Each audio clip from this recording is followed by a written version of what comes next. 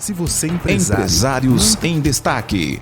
Oferecimento Eurocont, negócios imobiliários.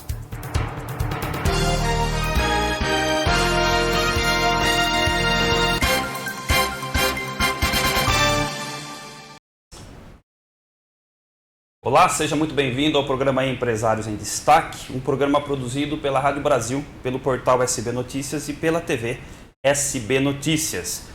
Para entrar em contato conosco ou para anunciar no programa, entre em contato através do site que está aparecendo agora no seu vídeo.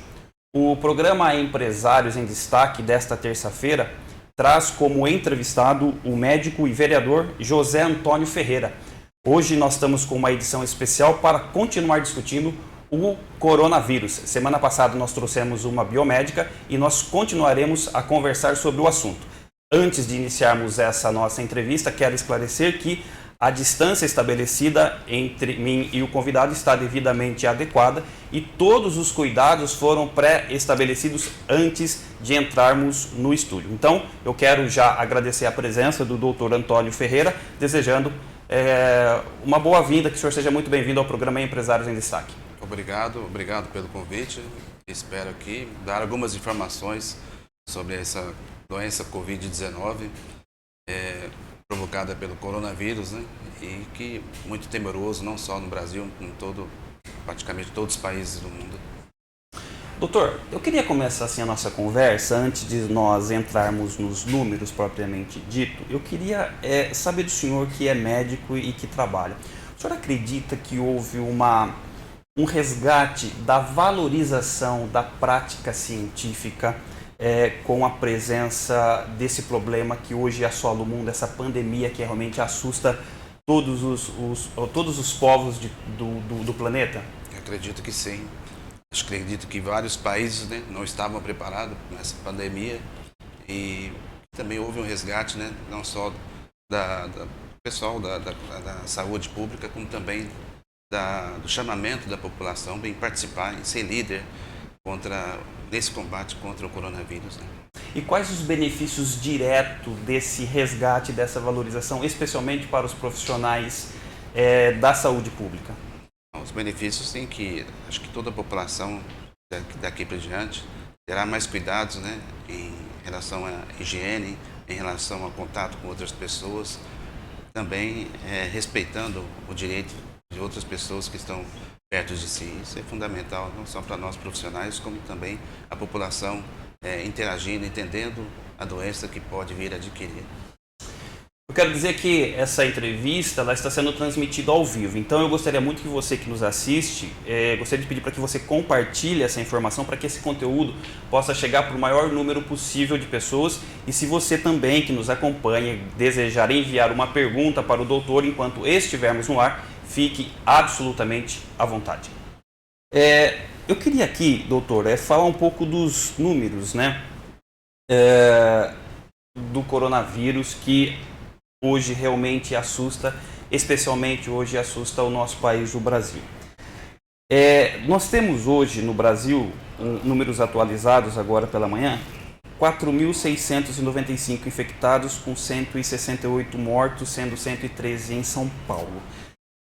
Eu gostaria que o doutor falasse quais são as expectativas em relação a esses números para os próximos dias. Infelizmente, acredito que o Brasil esteja no começo da curva ainda. Daí a importância de todos nós, né, ficarmos em casa e obedecer à quarentena. Acredito que esses números, infelizmente, vão aumentar. Principalmente que não existe o teste em massa para todas as pessoas. A partir do momento que você faz mais testes, mais diagnósticos virão. Então esse número tende a aumentar.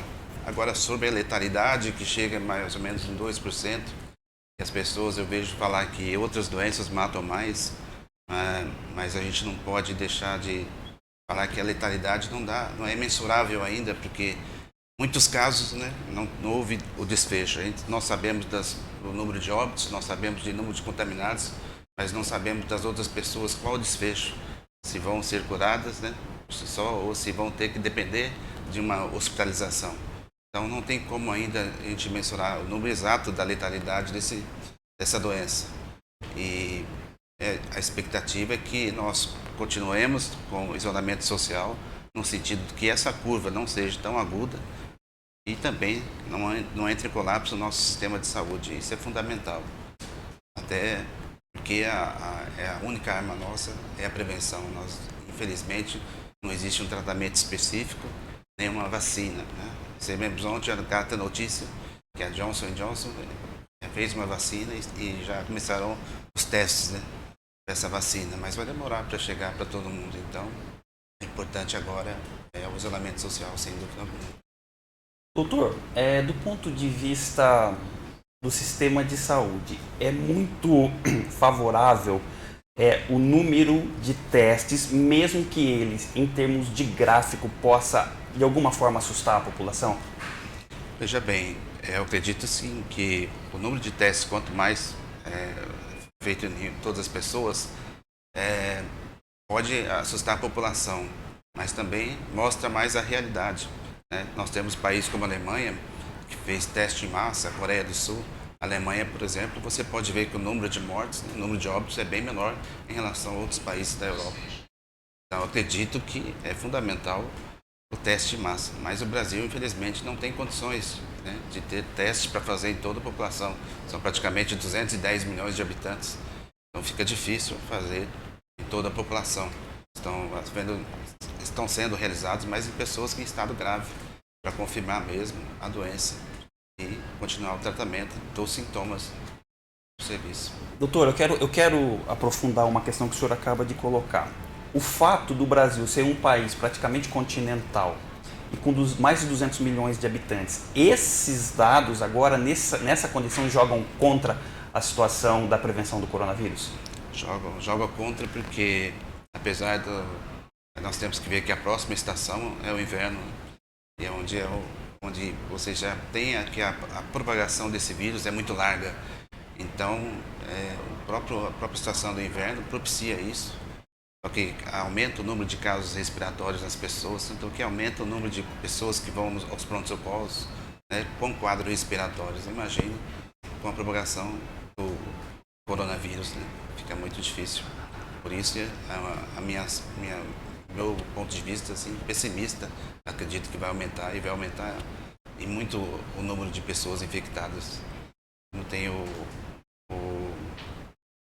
existe um centro de contingenciamento do coronavírus em São Paulo, que estima que 1 a 10% da população do estado de São Paulo serão contaminados pelo vírus. E isso em números representa? Veja bem, em relação a Santa Bárbara, segundo o IBGE, em 2018, a nossa população é de 192.536 habitantes. Você pegar, digamos, 1% dessa população, né, seria 1.900 pessoas. Sim. Dessas 1.925 pessoas, você pegar 5%, que 5% dessas pessoas vão precisar de um tratamento em UTI, seriam 96 leitos de UTI. E hoje Santa Bárbara dispõe, articulando o sistema privado com o sistema público, exatamente 50 leitos de UTI e 70 respiradores.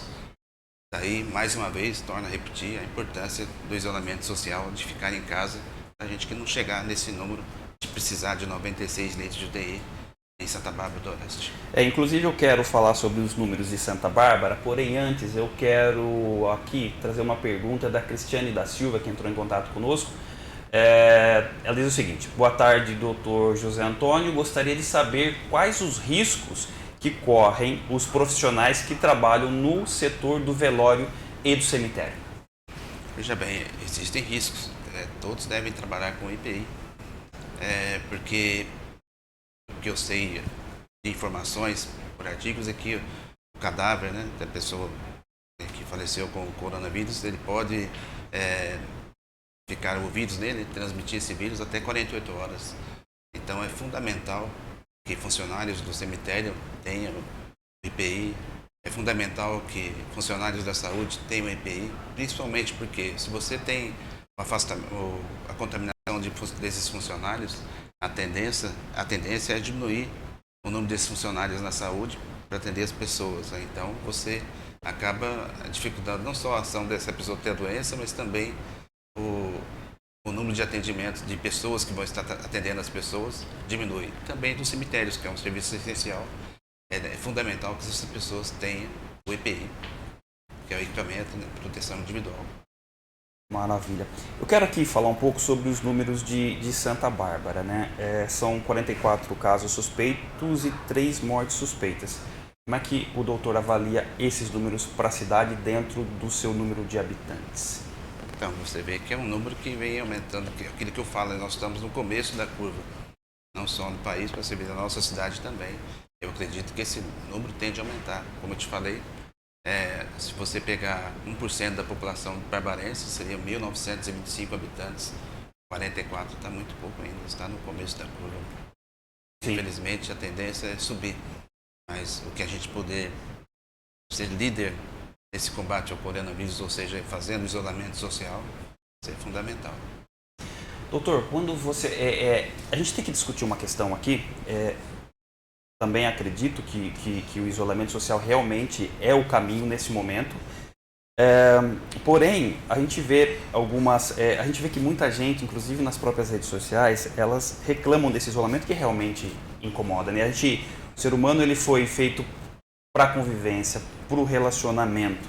E aí, nesse sentido, eu gostaria que o doutor aqui desse algumas dicas no sentido de como amenizar esse período, né? Porque, claro, tem a questão da saúde física, porém, há também questões relacionadas ao emocional, né? Ficar muito tempo dentro de um isolamento social, isso gera um certo incômodo. E aí, nesse aspecto, eu gostaria de saber quais são as orientações, as diretrizes para que a gente possa passar da melhor forma possível por esse período. Eu acho assim, nessa época de crise, o que nós temos que fazer é ter paciência. Eu sei que tem vários pacientes com determinadas doenças, por exemplo, depressão, que a gente pede para não ficar em casa, sair, né? Porque a maioria das pessoas com depressão tem aquele embotamento, só quer ficar em casa, não quer falar com ninguém e chora bastante. Isso é difícil, imagina a pessoa com depressão ficar obedecendo a quarentena. Mas isso é um ato de amor, amor com nossos familiares, amor com o próximo. E lembrar sempre de Jesus, né? Falou, faça que eu te ajudarei. Então vamos fazer isolamento social. Eu sei que é difícil, não é fácil. Eu tenho uma mãe de 84 anos e fui visitá-la terça-feira passada para levar alguns medicamentos. Ela tem várias comorbidades. E como foi difícil chegar perto e não poder abraçá-la, dar um beijo. Foi a primeira vez que aconteceu isso. Mas temos que fazer isso, não tem outro jeito. Doutor, o senhor traz uma questão aqui que eu acho de suma importância, né? O senhor falou de Jesus. A espiritualidade, neste momento, ela é uma ferramenta para amenizar a situação, tanto do ponto de vista físico quanto emocional? Sem dúvida. Acredito assim. Nós temos que acreditar em Deus, que Deus está no comando, né? E com a nossa força, né? Com a nossa atuação, nós vamos vencer essa, se Deus quiser. Bom, eu queria que o senhor levantasse uma questão aqui sobre a questão do surgimento do próprio vírus, né? A gente já sabe que ele é fruto de processos naturais, né? E que não foi criado em um laboratório, mas eu queria ouvir do senhor, enquanto médico, sobre essa questão. O que eu posso dizer assim que nós temos dados que em 1940 e 1950 foi relatados casos de contaminação de alguns animais mamíferos, né, pelo coronavírus. Na década de 60 a 70 já foi relatado casos que contaminaram seres humanos, né? Em 2003 nós tivemos a gripe asiática, que era por um tipo de coronavírus, né? Essa família é grande, né? Já existem 7 tipos de coronavírus, né? E em 2003 teve a chamada, 2002, 2003 teve a chamada gripe asiática, em que praticamente 10% da população contaminada foram a óbito. Depois, em 2013, nós tivemos a contaminação de pessoas por outro tipo de coronavírus, chamada MERS, né? Que eram países próximos do Mediterrâneo. E aí foi 34% de óbitos em relação às pessoas contaminadas. E agora temos o Covid-19, né, que vem muito mais forte. Por que eu falo mais forte? Porque a propagação assusta de uma maneira tal que não é só os casos da Itália. A gente não pode querer colocar uma peneira em frente ao sol e falar, não, é só porque lá tem bastante idosos. Nós estamos vendo casos dia a dia que também acometem jovens, acometem pessoas de menor idade. As crianças geralmente não têm sintomas, mas pode transmitir facilmente para os seus avós, para as pessoas mais de 60 anos. Temos visto também casos de óbito. Eu vi, ultimamente, faz uns 3 dias, eu vi um caso de uma inglesa, 21 anos, que também foi a óbito e não tinha nenhuma comorbidade. Então, a forma rápida que esse vírus se propaga é impressionante. Só vou te dar um exemplo aqui da Preta Gil, aquela cantora. Ela foi num casamento e haviam 7 pessoas infectadas naquele casamento. Ela não teve contato com nenhuma dessas pessoas, né? Mas houve já uma ponte das outras pessoas que ela conversou, chegou mais perto e acabou transmitindo o vírus. Passado 10 dias, 70 pessoas desse casamento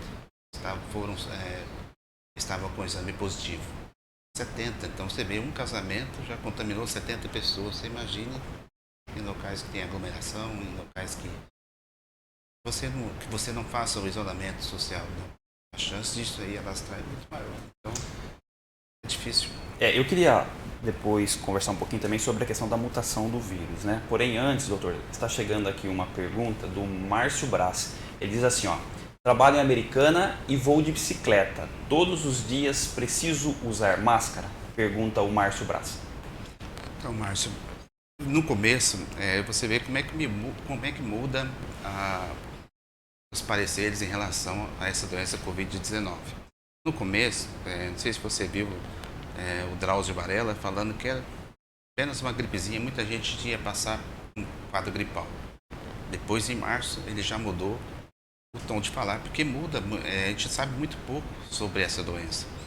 Então, eu podia te falar que isolamento social, o vírus não circula sozinho, isso que era falado no começo. O vírus não circula sozinho, só com pessoas contaminadas que pode transmitir o vírus. Mas já está havendo estudos que esse vírus pode estar no ar. Então, se é um conselho que eu posso te dar, é que vá de máscara. Bom, está chegando aqui uma outra pergunta, doutor, de Sandra Santos Maia. Diz assim, boa tarde, doutor José. Nossa cidade é a única que não está fazendo as orientações e mostrando os casos como as outras da região. Começou o isolamento primeiro e não informa a população sobre os acontecimentos diários. O que o senhor tem a dizer sobre essa afirmação, na verdade uma pergunta, a afirmação da Sandra?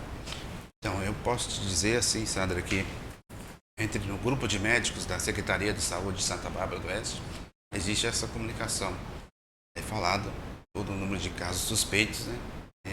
Os que já foram descartados, né? A última vez que eu vi em Santa Bárbara, 16 casos foram descartados, mas ainda essa informação não é colocada para o público geral.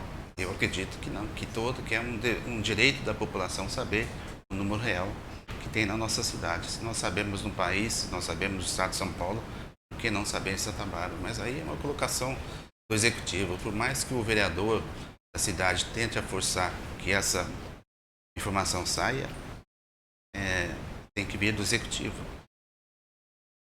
Maravilha.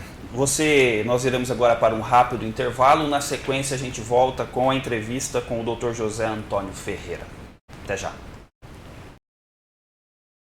E tem dificuldade ao acesso às informações contábeis? Se as preocupações são relacionadas à contabilidade, riscos fiscais e tributários, deixe especialistas fazerem isso por você. Na Etecom Contabilidade, você encontra serviços que atendem às suas necessidades.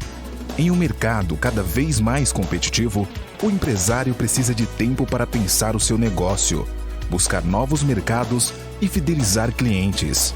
Uma empresa de contabilidade deve ser sinônimo de confiabilidade, tendo como pontos-chaves competência e responsabilidade no desenvolvimento do seu trabalho. A era digital e o avanço da tecnologia na contabilidade possibilitam acompanhamento em tempo real das alterações da legislação. A Etecom acompanha as transformações e seus impactos no meio empresarial, Para isso, mantém parcerias apoiadas no conhecimento, confiança e know-how. Desde 1978, contabiliza o sucesso dos empreendedores que confiam em serviços executados com a inovação que a própria atividade exige. Investimentos constantes em tecnologia de ponta fazem da Etecom uma empresa diferenciada na execução de serviços com qualidade comprovada, eficácia e ética. Com certificado ISO 9001-2015, é uma das poucas empresas de contabilidade a conquistar o CSI, Certificado de Segurança da Informação. O atendimento às necessidades das empresas, em conformidade com as legislações fiscais e tributárias, promove oportunidades para que os profissionais estejam aptos a executarem seus serviços dentro das normas legais, participando de treinamentos internos e externos. Sua política de qualidade visa atender aos requisitos das normas legais e dos clientes, prestando serviços, buscando melhoria contínua e eficácia do sistema de gestão da qualidade. Ética, profissionalismo, integridade e transparência. Contando com profissionais com reconhecida capacidade técnica, a Etecom Contabilidade oferece a tranquilidade que o empreendedor precisa para gerir os seus negócios. Etecom Contabilidade. Para nós, cada cliente é único, exclusivo como você. Você está assistindo o programa Empresários em Destaque, que nesta terça-feira traz o médico e vereador aqui em Santa Bárbara, José Antônio Ferreira. Doutor, antes de irmos para a pergunta que está chegando aqui, eu queria voltar à questão da mutação.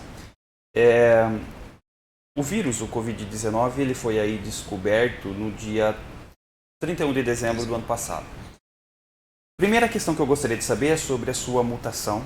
E se essa mutação pode, depois da situação do Covid-19, estar num estado de controle, eu espero que isso aconteça logo, se existe a possibilidade de novas ondas de contágio em razão da mutação que o vírus sofre. Então, você veja bem como eu te falei, houve casos de seres humanos ser contaminados na década de 60 e 70. Depois, em 2003, nós tivemos a gripe asiática, um número menor. Depois, em 2003 e 2013, nós tivemos a MERS, né, que é um país próximo do Mediterrâneo, com um número maior de pacientes, 3 mil e pouco. E agora, um número bastante alto de pacientes, pessoas contaminadas por esse vírus, pela mutação que ocorreu. Eu acredito, não tão já, mas acredito que em pouco espaço de tempo pode haver uma outra mutação pior do que essa. Então, acho que se essa já houve um susto violento e os países têm que se preparar para enfrentar uma pandemia, acho que devem ficar preparados para sempre. Eu vi relatos de que, por exemplo, os 2 hospitais construídos na China, eles foram já desativados, né? Eu acho que aqui no Brasil, aqui falando em Santa Bárbara do Oeste, que haverá mais 10 leitos de UTI na Santa Casa. Esses 10 leitos de UTI têm que permanecer.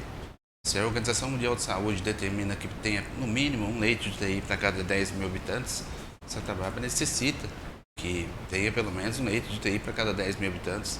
E se vier uma outra pandemia, que estejamos mais preparados para enfrentá-la. Doutor, eu espero estar errado, mas eu vou fazer uma afirmação que eu gostaria que o senhor comentasse. A humanidade vai ter que aprender a conviver com pandemias? Vai ter que aprender, infelizmente, né? Acho que o mundo está aí para mostrar que cada vez o tempo passa, né? Coisas piores vêm acontecendo. Só a gente analisar friamente e, infelizmente, a humanidade tem que estar mais preparada. Bom, chegando uma pergunta agora da Raquel Rocco. Ela pergunta o seguinte: com quantos dias o vírus dá aí os sintomas? Então, Raquel, veja bem, o período de incubação geralmente é de 1 a 14 dias, mas em média de 5 a 7 dias, as pessoas já começam a ter os sintomas. E também o que nos preocupa com esse vírus é que várias pessoas são assintomáticas e outras oligossintomáticas, né? Poucos sintomas, e nem sabe que está transmitindo. Daí, mais uma vez, a importância do isolamento social. Doutor, Acho que é importante a gente, no meu entendimento, não minimizar a questão do Covid-19, como a gente vê às vezes até algumas ações políticas, alguns discursos políticos nesse sentido, porque recentemente a gente viu aí a questão da Olimpíada que foi adiada para 2021. Eu queria que o senhor comentasse essa perspectiva no sentido de mudar grandes eventos como a Olimpíada, que acontece aí periodicamente. Então, houve um pensamento sensato deles, né, do Comitê Olímpico de vários países, principalmente do Japão, de adiar a Olimpíada, que seria assim, grandes públicos em várias modalidades de esporte, né, e que estaria expondo a população de uma maneira geral, né, no sentido de propagar muito mais ainda esse vírus. Né. Então, acho que houve entendimento em adiar esse evento, né.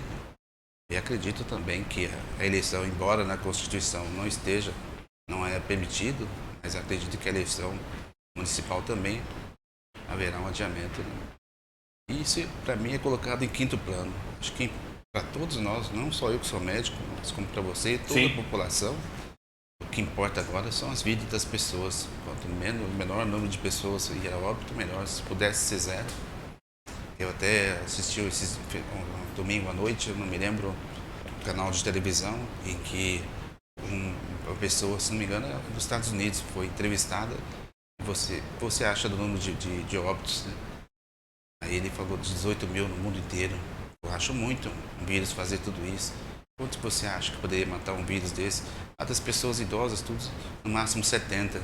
Aí chega a família, todos os familiares dele, né? Total de 70 pessoas. E aí o repórter volta a perguntar, e agora, quanto você acha que poderia ir a óbito? Aí ele falou 0. Quando está próximo da nossa carne, normalmente não, com certeza a gente vai mudar de opinião, né? Muda bastante. Doutor, eu vou, antes de passar para uma pergunta que está chegando, eu vou pedir para o senhor aqui renovar, né, a lembrança no sentido da higienização das mãos. Como fazer isso e em quais períodos? Isso é fundamental, você lavar a mão. Toda vez que você põe a mão em um objeto que é frequentemente colocado a mão por outras pessoas, você deve lavar as mãos. No sentido de se proteger e também proteger as pessoas que estão próximas de você. Sempre lava a mão no sentido entre os dedos, depois faz a concha com a mão esquerda, faz a fricção totalmente também deste lado, mesma coisa. Depois os dorsos da mão direita e da mão esquerda até os punhos. Sempre isso, e se possível usar papel de toalha no sentido de você poder descartá-lo. E esse ato de lavar as mãos é o principal. Nós sabemos que o álcool em gel está difícil de achar em qualquer lugar, principalmente na nossa cidade, né? Mas água e sabão é bem melhor do que álcool em gel. Então, quanto mais lavar as mãos, é fundamental para evitarmos a propagação desse vírus e também de sermos contaminados por esse vírus. Sem querer, a gente pode pôr a mão no olho, pode pôr a mão no nariz, na boca e ser contaminado. Então, é fundamental lavar a mão. Quanto mais que você tenha lavado a mão, multiplique isso por 10, quanto mais lavar a mão. E peço assim, sempre você colocar a mão em um objeto, né? Em um objeto, qualquer que seja, lave a mão. É difícil veja bem, você ir num lugar diferente e não tocar nas coisas. Se tocou, você tem que lavar as mãos. Esse é o principal caminho, é a única arma que nós temos por enquanto. Chegando aqui, Sandra Santos Maia, né? Doutor José, é certo usar os dois hospitais como Afonso Ramos e o Edson Mano? Não teria como deixar um livre para as outras doenças ou enfermidades da população? Sei de casos em outras cidades que a pessoa estava internada e acabou pegando o vírus, infelizmente. Então, Sandra, na minha opinião, o local que mais corremos perigos de adquirir o vírus são os pronto-socorros. Em Santa Bárbara, estão construindo um anexo, tanto no pronto-socorro Afonso Ramos e um anexo também no Edson Mano, para fazer com que as pessoas com suspeitas de Covid-19 sejam atendidas nesses anexos. Eu até dei uma sugestão na Câmara Municipal, no sentido de que isolasse um BS da nossa cidade, a unidade básica de saúde, para atendimento ao grupo mais vulnerável, ao grupo de idosos, pessoas com mais de 60 anos. Pois evitando que essas pessoas com mais de 60 anos fossem ao pronto-socorro e corresse o risco do contágio dessa doença, né? Até não tivemos a resposta em relação a essa sugestão que nós temos, mas estamos aguardando. Tive também a colaboração de um amigo meu, enfermeiro, que também deu uma outra sugestão, acredito que seja até melhor que a minha, de atendimentos de crianças só numa UBS, de pessoas, de gestantes, né, em outra UBS, de idosos em uma UBS, ou seja, colocando determinadas UBS para atendimento das pessoas, evitando que com essas fossem ao pronto-socorro. Por exemplo, a pessoa está com coriza, né, nasal,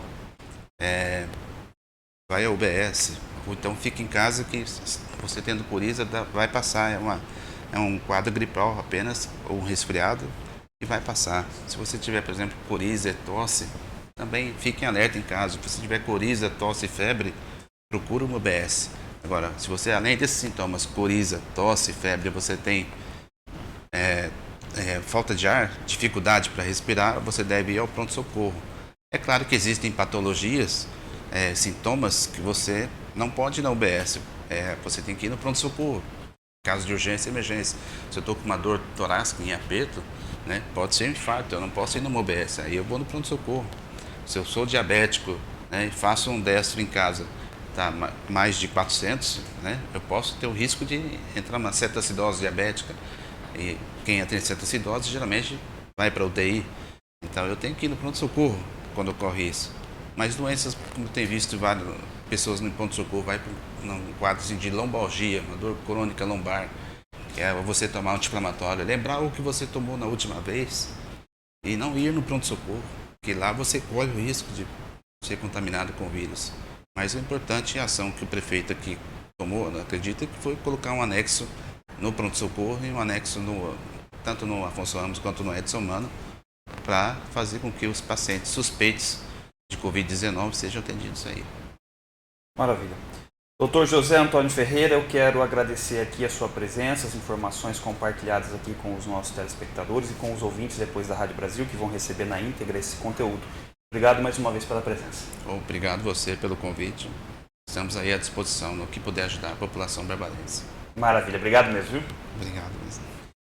Você acabou de assistir mais uma edição do programa Empresários em Destaque. Fique atento aos nossos canais para receber outros conteúdos. Um forte abraço e até mais.